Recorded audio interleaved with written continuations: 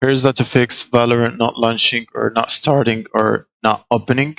So first what you can do is make sure you close the right client completely, and then right click on the task manager, and then look for Riot in here, and then terminate any process you find by right clicking end task.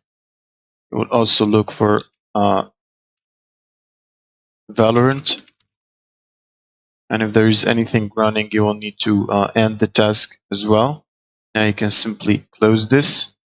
Next, what you can do is you want to try to run the game as admin by right clicking and then click on run as administrator.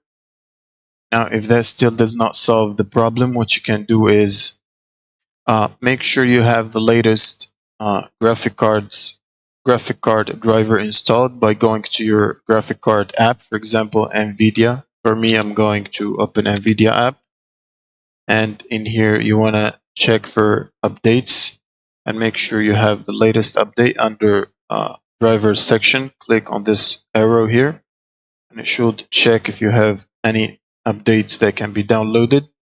You should download and install them from here for the GeForce Game Ready driver. Now you can simply close this and then try to restart your computer and then run Valorant again, and it should function properly. That's it. Thank you guys for watching, and subscribe.